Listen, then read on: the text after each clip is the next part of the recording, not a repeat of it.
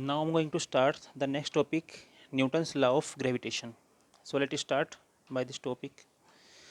जो हमारा टॉपिक है न्यूटन्स लॉ ऑफ ग्रेविटेशन, इसका जो अदर नेम है उसको हम क्या कह सकते हैं, इसका जो फर्दर नेम है वो क्या है, universal law of gravitation. Universal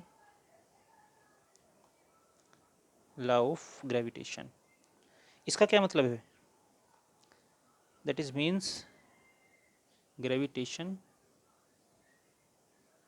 इसका मतलब है कि ये जो लॉ है हमारा ग्रेविटेशन का, ये पूरी यूनिवर्स में क्या हो रहा है, अप्लाई हो रहा है। यानी कि हम कह सकते हैं कि हमारी यूनिवर्स, जो हमारा सोलर सिस्टम है या बाहर की जो यूनिवर्स है हमारी, ठीक है, जो अदर सोलर सिस्टम होंगे हमारे इस यूनिवर्स में, उन सभी पर ये जो लॉ है वो क्या होता है, अप्लाई होता है। ठीक है ना, सोचते हैं कि जो ये एप्पल है वो ऊपर से नीचे क्यों गिरा है, तो उसके लिए भी क्या करते हैं, मतलब बहुत सारी थ्योरी लेके आते हैं, बहुत सारे एक्सपेरिमेंट्स करते हैं। तो हर एक्सपेरिमेंट में उन्हें एक ही चीज़ नज़र आती है बार बार, कि जितने भी वो ऑब्जेक्ट को, चाहे वो कितनी भी हाइट पे क्या कर दें, उछाल दें, या कितनी भी हाइट से वो ऑब्जेक्ट को नीचे गिराएं, हर हाइट के बाद वो ऑब्जेक्ट हमेशा ज़मीन पर वापस लौट आता है। इसका क्या मतलब है कि जो हमारी अर्थ है, हमारी जो अर्थ है वो एक मैग्नेट की फॉर्म में क्या करती है, वर्क करती है। ठीक है, तो उन्होंने अपने एक्सपेरिमेंट में यही बताया है कि जो हमारी अर्थ है वो क्या करती है, हर ऑब्जेक्ट को अपने सेंटर की तरफ अट्रैक्ट करती है, यानी कि एक फोर्स लगाती है जिससे वो क्या कर सके, हर ऑब्जेक्ट को अपनी तरफ खींच सके।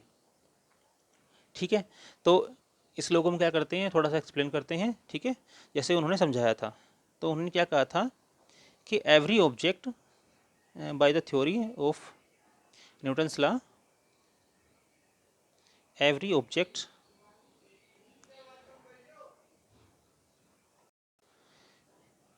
in this universe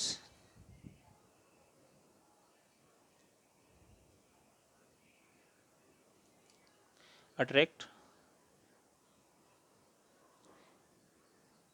every other object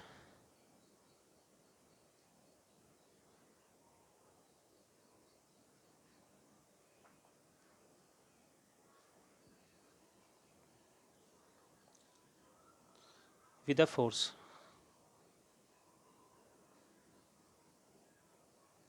इस यूनिवर्स में जितने भी हमारे क्या है ऑब्जेक्ट हैं, वो हर एक दूसरे ऑब्जेक्ट को क्या करते हैं, एक फोर्स के थ्रू अट्रैक्ट करते हैं। ठीक है, यानी कि एक फोर्स लगा के उनको क्या करते हैं, ऑब्जेक्ट को अपनी तरफ अट्रैक्ट करते हैं। Okay, then which is directly proportional to the product of their masses. इसका मतलब क्या है फ्रेंड्स, जो हमारे ऑब्जेक्ट्स हैं, उन ऑब्जेक्ट पर जो फोर्स अप्लाई हो रही है, तो उन ऑब्जेक्ट्स का जो मास है उसका प्रोडक्ट, यानी कि उन दोनों मास को अगर हम आपस में क्या कर दें, मल्टीप्लाई कर दें, तो उन ऑब्जेक्ट पर लगने वाली जो फोर्स है उनका प्रोडक्ट क्या होता है, उस फोर्स के डायरेक्टली प्रोपोर्शनल होता है। ओके, तो हम इसको ऐसे लिख सकते हैं, F directly proportional to m1 multiply m2। मैं यहाँ पे एक छोटा डायग्राम बना रहा हूँ ताकि आपको इजीली समझ में आ जाए। तो हमारे पास क्या है, ये कोई ऑब्जेक्ट है और ये दूसरा कोई ऑब्जेक्ट है, तो इस ऑब्जेक्ट का नाम हमने रख दिया यहाँ पे A, and the other object is B.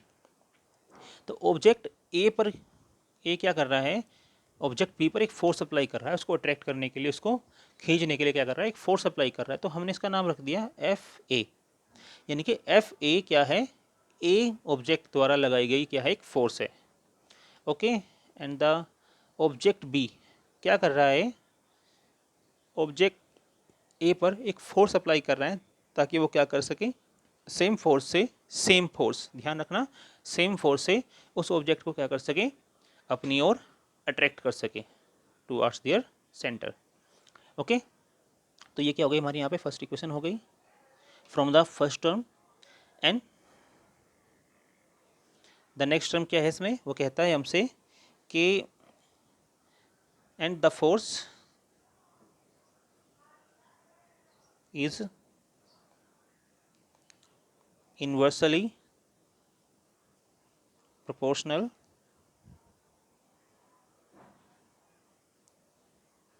to the square of the distance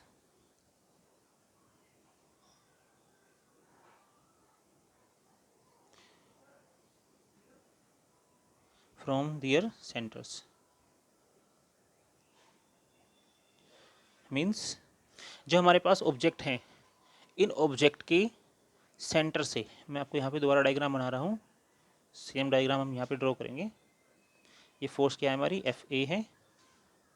ये फोर्स क्या है हमारी, एफ बी है। ऑब्जेक्ट बी है एंड द ऑब्जेक्ट ए है। और ये क्या था हमारा, m1 मास था इसका, और ये इसका मास m2 था।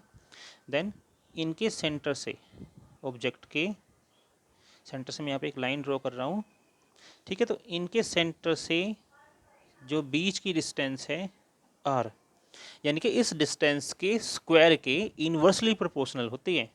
तो हम इसको ऐसे लिख सकते हैं, the force is inversely proportional to the square of the distance.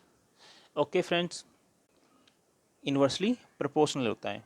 Okay, then इसको हम क्या करते हैं, इसको हम इक्वेशन सेकेंड मान लेते हैं, ठीक है। अब क्या करना है, by combining both equations, by combining both equations, equation first and second, यानी कि इक्वेशन फर्स्ट और सेकेंड को हम क्या करते हैं, यहाँ पे कंबाइन कर रहे हैं दोनों को। तो कैसे लिख सकते हैं इसको हम, then it should be write as F directly proportional to m1 multiply m2 and upon में क्या आ जाएगा हमारा, यहाँ पे आर स्क्वायर आ जाएगा। ओके फ्रेंड्स, तो इससे हम कह सकते हैं कि जो हमारा यूनिवर्सल लॉ ऑफ ग्रेविटेशन है या फिर न्यूटन्स लॉ ऑफ ग्रेविटेशन है, वो क्या है, उसमें जो फोर्स अप्लाई हो रही है दोनों ऑब्जेक्ट के बीच में, वो डायरेक्टली प्रोपोर्शनल होती है दोनों ऑब्जेक्ट के मास के, प्रोडक्ट के, एंड इन्वर्सली प्रोपोर्शनल होती है उन दोनों ऑब्जेक्ट की बीच की डिस्टेंस के स्क्वायर के। ओके, देन अब जो हमारा नेक्स्ट पॉइंट है इसमें वो क्या है कि हमें क्या करना होता है। देखो, ये हम जानते हैं कि जो मास है और जो रेडियस है, यानी कि जो डिस्टेंस है, वो डायरेक्टली डिपेंड करती है फोर्स पे, यानी कि फोर्स इन दोनों पे क्या कर रही है, डायरेक्टली डिपेंड करती है। तो हमें कम से कम कोई चीज़ एक ऐसी रखनी पड़ती है जो कभी अपनी वैल्यू चेंज ना करे। तो हम क्या कर सकते हैं, यहाँ पे कोई कांस्टेंट ले सकते हैं। तो जो हमारा यहाँ पे कांस्टेंट होगा वो क्या होगा, हमारा यहाँ पे ग्रेविटेशनल कांस्टेंट होगा।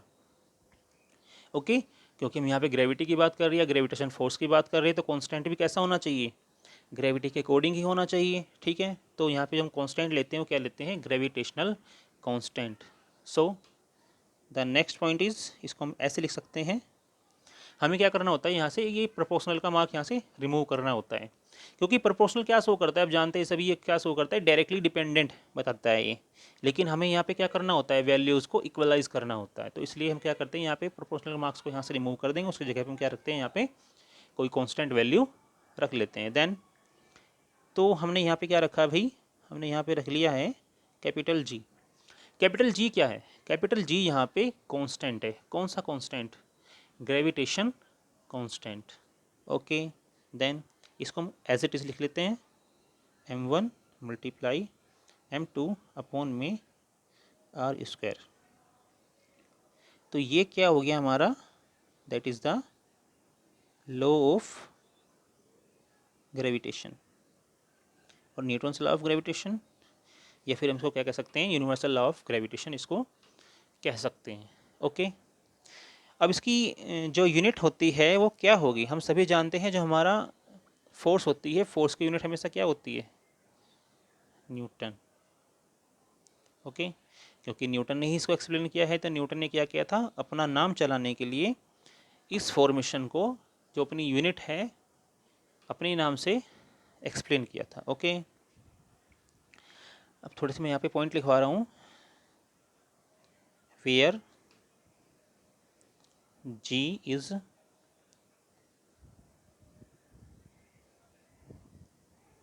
Gravitation constant, gravitational constant. अच्छा, मैं आपको एक चीज़ और बताना चाहता हूँ, जो हमारा ग्रेविटेशनल कांस्टेंट है उसकी जो वैल्यू होती है वो क्या होती है फ्रेंड्स, फिक्स होती है, क्योंकि कांस्टेंट का मतलब ही फिक्स होना होता है, तो उसकी जो वैल्यू होती है वो क्या होती है, फिक्स होती है। ठीक है, मैं आपको इसको जो हमारा नेक्स्ट लेक्चर होगा उसमें एक्सप्लेन करा दूंगा, ठीक है ना।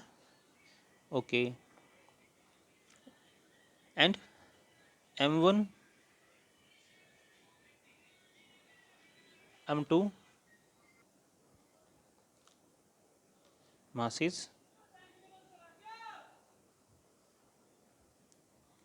and r is the distance